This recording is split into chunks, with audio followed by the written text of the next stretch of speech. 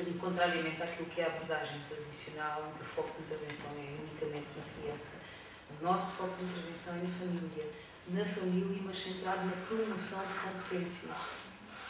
Agora, há uma questão que também temos que salientar. Nós não podemos pensar em promover competências, não é, sem primeiro avaliar, fazer o tal, mais em termos sociais, o tal diagnóstico da situação.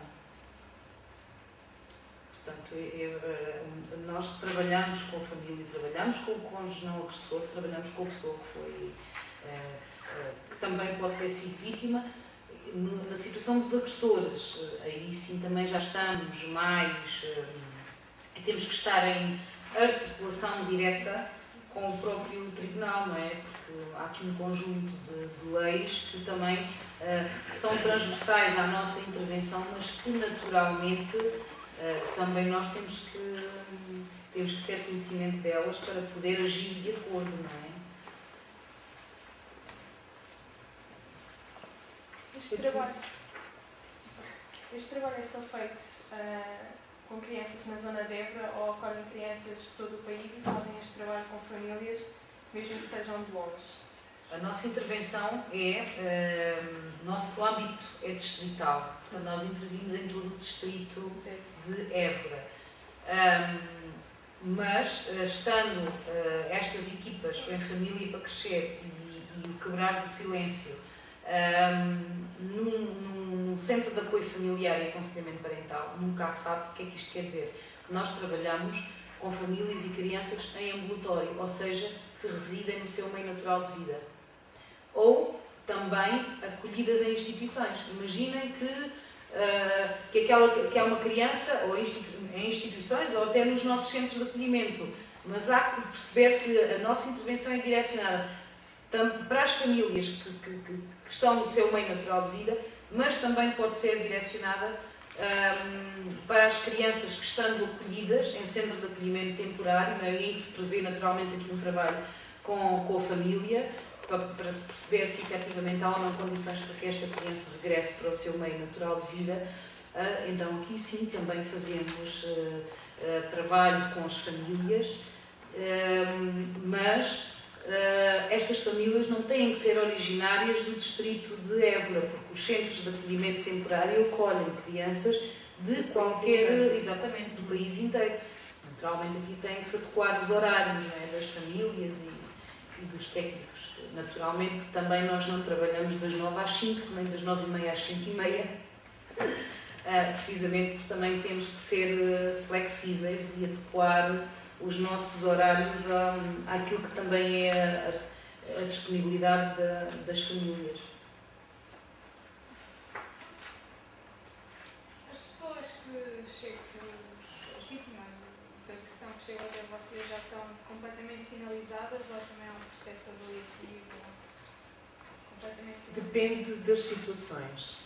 Há situações em que, por exemplo, se for uma situação de emergência, de uma situação que nós não conhecemos, que aconteceu, posso-vos dar um exemplo, por exemplo, de um miúdo de 8 anos, que a mãe foi falar connosco, os pais estavam separados, a mãe vivia no estrangeiro e o miúdo estava à guarda do pai. E a mãe foi ter connosco antes de ir para o país onde estava emigrada e disse que estava muito preocupada porque achava que o filho era maltratado pelo pai, que o pai o agredia. Mas não tinha a certeza porque ele não falava nada com ela e, entretanto, ela foi falar com a advogada e ele também não quis falar nada com a advogada. E estava muito fechado e que chorava muito e se nós podíamos atendê-lo e ver o que é que se passava, uma vez que ele havia uns dias que ficava com a tia, que era a irmã dela, portanto uns fins de semana em que à sexta-feira ia para a tia e na sexta-feira a seguir ele estaria com a tia, se nós podíamos ver aquela situação.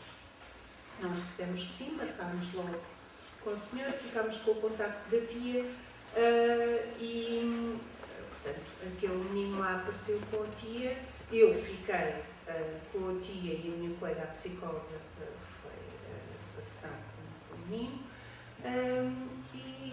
mostrou-lhe marcas de maus tratos que tinham sido infligidas pelo pai. Portanto, foi a primeira vez que ele falou sobre isso.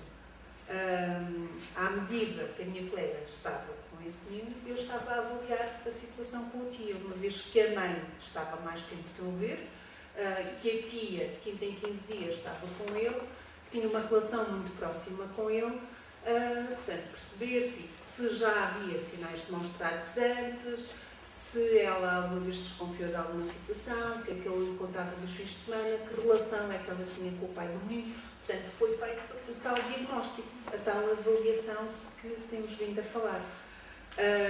No final, portanto, percebemos, quando nos encontramos, eu e a minha colega, no final da situação, que realmente ele estava a ser maltratado pelo pai, e nesse dia falámos logo com a tia e marcámos com a médica responsável com quem articulamos do hospital neste tipo de situações, e nesse dia fomos logo com esse menino e com a tia ao hospital. Portanto, ele foi visto, articulámos com o Ministério Público, portanto, com a procuradora que tinha um processo de regulação do poder paternal, que nos aconselhou também a ir ao hospital e que ele ficasse com a tia. Entretanto, as coisas demoraram algum tempo e a senhora procuradora, não achou que era justificação, uma vez que ele só tinha umas marcas nas canelas, aqui embaixo, nas pernas, que não se justificava alterar a medida, a guarda para a tia. Ele acabou novamente por ir no domingo, portanto, que a tia tinha que entregar ao pai. Ele voltou a ir para a casa do pai. O que é facto é que nesse dia ele foi muito maltratado. Houve uns vizinhos que o viram e que viram o pai bater-lhe na rua. Ele acabou por ir à GNR. Esses vizinhos foram também como testemunha e ele acabou por ficar à guarda da tia. Portanto, isto é uma situação. Não tinha uma medida de promoção e proteção, tinha só uma medida de regulação do poder paternal e nunca tinha sido sinalizado numa situação de maus tratos.